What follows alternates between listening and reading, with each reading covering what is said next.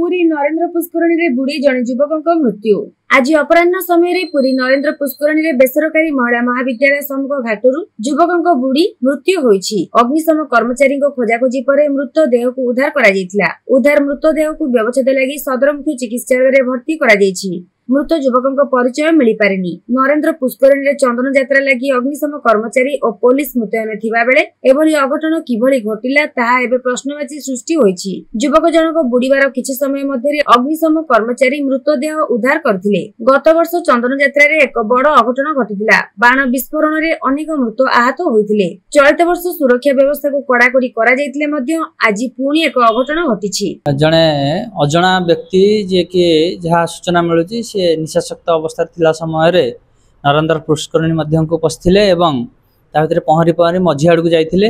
जेते बेले से मझी रे आ न पहरी की बुड़ीबा हेले तो जे बाहर बसथिले जो माने अनलुकर थिले से देखिले जेते बुड़ी जाउची से तुरंत 112 रे जोगाजोग करके फायर सर्विस को इन्फॉर्मेशन देथिले एवं हमर टीम अविलंबे जाई पहुंचीथिला। सेते बेले से बुड़ी सारथिला परे दुईटा बोट रे हमर से टीम ताको बहुत समय खोजाखोजी कला। प्राय 1 घंटा पर्यंत खोजाखोजी कला परे आमे बॉडी की रिकवरी करथिलु एवं रिकवरी कर सला परे ताको डीएचएच पुरी के नेइथिलु एवं सेठारे डॉक्टर को हस्तांतर करथिलु। यार परिचय किछ मिलिछि कि आमको कौन परिचय मिलला नहीं।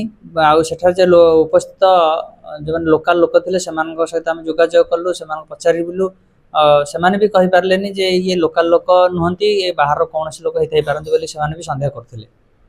ए कोबळे अवस्था रे बुडीते अनुमान करछन्ती माने सेठी आमे 2-3 जण जो माने देखणा हारी थिले आई विटनेस सेमान सहित आमे कथा हिचु। सेमान सहित पचारि बुझिलु सेमाने जहा कहबा कथा जे से युवक जनक निशाशक्त अवस्था थिबा परे मन्य होथिला। से दी हाथ टेकिकी उछल कूद करथिले एवं से जो रस्सी बंधा हैतिला जे रस्सी भितर को जीवे नाही कहि कि समस्त बारण करा हैतिला।